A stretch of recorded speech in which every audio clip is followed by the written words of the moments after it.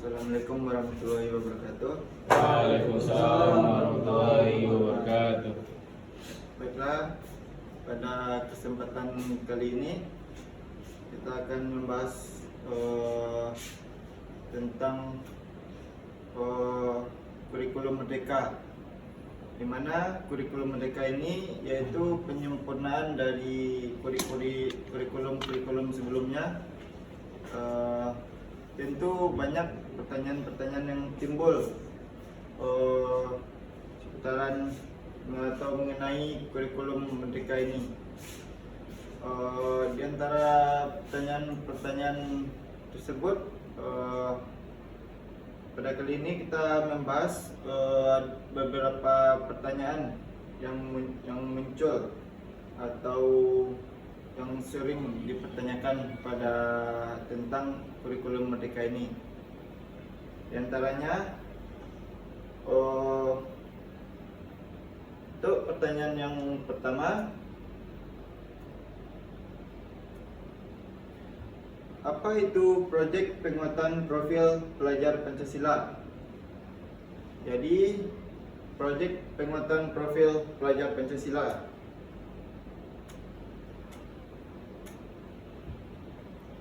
Proyek penguatan profil pelajar Pancasila adalah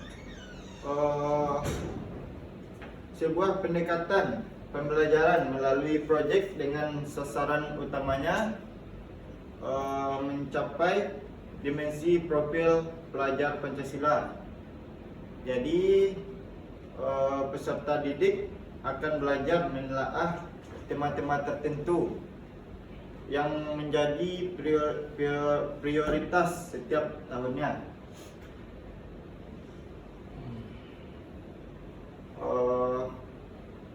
Pertanyaan selanjutnya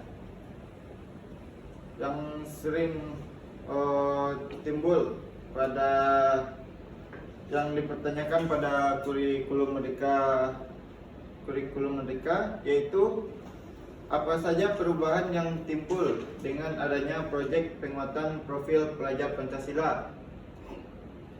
Jadi perubahan yang timbul dengan adanya proyek penguatan profil pelajar Pancasila yaitu dengan adanya proyek penguatan profil pelajar Pancasila, maka satuan pendidikan perlu mengalokasikan waktu agar guru bisa bekerja secara kolaboratif. Jadi, kolaborasi akan menjadi kunci sukses atau tidaknya sebuah proyek. Dalam pelaksanaan proyek, guru-guru harus berkolaborasi secara lintas ilmu untuk merencanakan, memfasilitasi dan menjalankan asesmen. Pada satuan PAUD, proyek penguatan profil pelajar Pancasila memiliki tema-tema yang ditentukan oleh pemerintah. Tema-tema ini akan dapat dikembangkan oleh satuan pendidikan pada setiap tahunnya. Satuan pendidikan melaksanakan 2 tema proyek sehingga hal ini perlu masuk dalam pengorganisasian pembelajaran dalam kurikulum operasional satuan pendidikan. Jadi proyek penguatan profil pelajar Pancasila memiliki tema-temanya yang ditentukan oleh pemerintah. Yang setiap tahunnya satuan pendidikan melaksanakan 2 tema sehingga perlu masuk dalam pengorganisasian pembelajaran dalam kurikulum operasional satuan pendidikan. Untuk pertanyaan selanjutnya, apa yang dimaksud dengan dimensi profil pelajar Pancasila?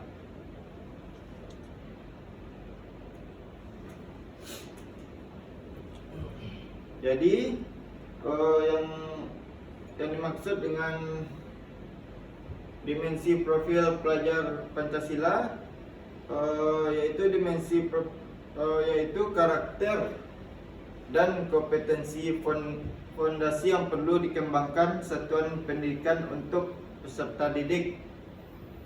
Jadi yang dikembangkan satuan pendidikan untuk peserta didiknya yaitu karakter dan kompetensi fondasi yang dikembangkan satuan pendidikan untuk peserta didiknya.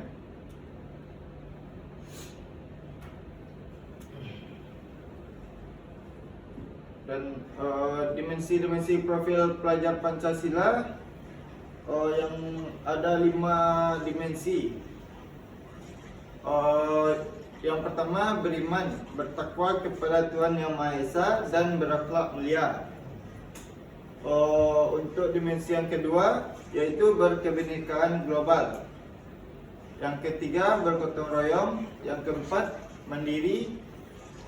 Yang kelima, bernalar kritis. Ada 6. Dan untuk yang keenam yaitu kreatif. Sebagai contoh, mampu mengelola waktu belajar dan merancang strategi yang sesuai untuk mencapai tujuan belajar. Itu merupakan sikap yang terbangun sebagai hasil dari perkembangan dimensi mandiri.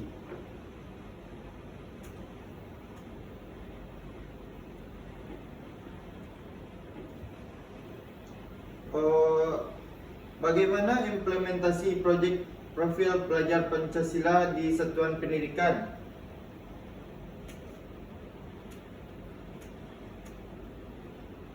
Proyek penguatan profil pelajar Pancasila akan dijalankan terpisah dari mata pelajaran. Namun mengambil sebagian waktu dari keseluruhan pembelajaran di satuan pendidikan. Pada satuan PAUD, pelaksanaan proyek profil pelajar Pancasila terintegrasi dengan kegiatan bermain, belajar harian dan dilakukan sekurang-kurangnya pada perayaan hari besar dan perayaan tradisi lokal.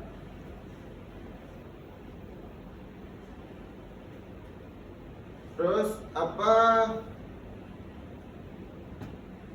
apa fungsi profil pelajar Pancasila?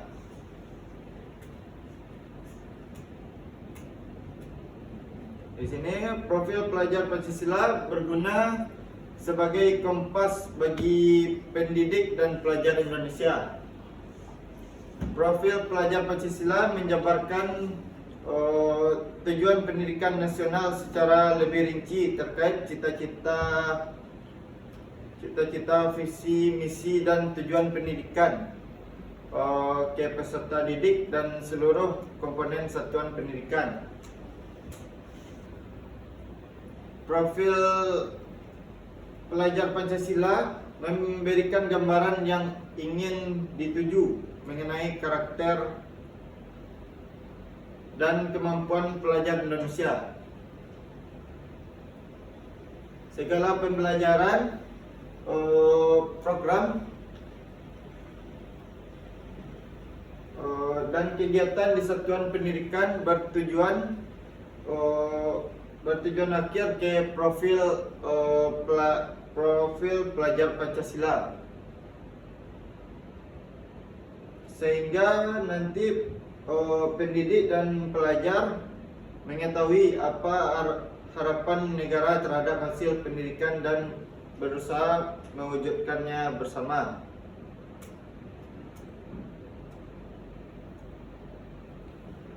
Terus apa pengaruh profil pelajar Pancasila ke pembelajaran di kelas? Pengaruhnya, setiap mata pelajaran program dan kegiatan di satuan pendidikan diharapkan mendukung ketercapaian profil pelajar Pancasila dengan memasukkannya ke dalam pembelajaran.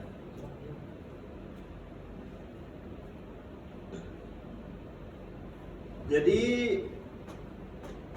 profil pelajar Pancasila juga akan diperkuat dengan pembelajaran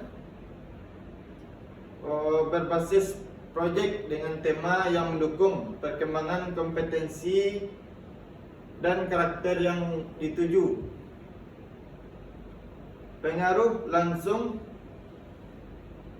dari profil pelajar Pancasila yaitu adanya proyek penguatan profil pelajar Pancasila sejak jenjang PAUD sampai dengan jenjang SMA atau SMK. Dan juga terdapat di SLB. Pengaruh tidak langsung kepada satuan pendidikannya adalah adanya asesmen nasional, khususnya survei lingkungan belajar dan survei karakter merupakan metode untuk memantau lingkungan belajar yang sesuai dengan profil pelajar Pancasila.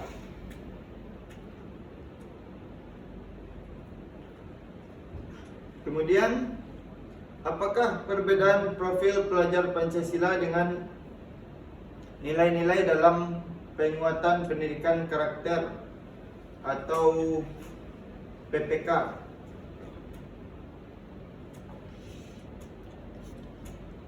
Jadi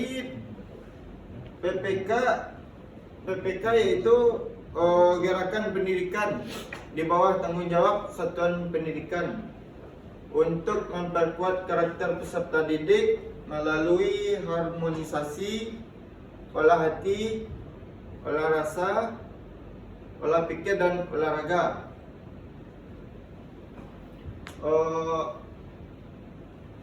Pentingnya pendidikan karakter ditunjukkan dan dikuatkan dalam profil pelajar Pancasila dengan menjadikannya sebagai arah karakter yang dituju dalam pendidikan Indonesia.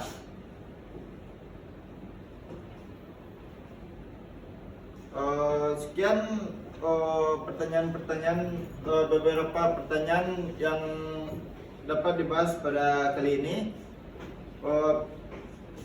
Apakah ada pertanyaan mengenai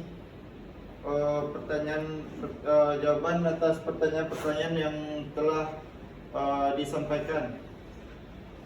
Pak, bertanya Pak. Ya, dipersilakan pada topik. Baik Pak.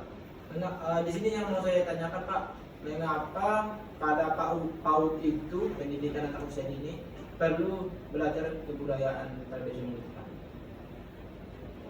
Baik. Kenapa pada PAUD perlu ada pembelajaran tentang kebudayaan lokal? Iya Pak.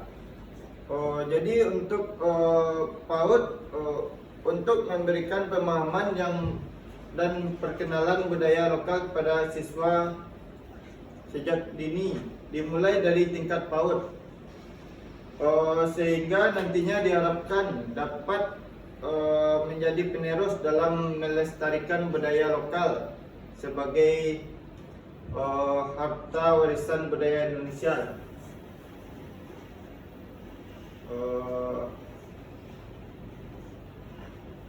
Jadi intinya untuk melestarikan budaya lokal sebagai harta warisan budaya Indonesia ini. Mungkin sekian presentasi kali ini. Terlebih dan terkurang mohon maaf. Assalamualaikum warahmatullahi wabarakatuh. Waalaikumsalam warahmatullahi wabarakatuh.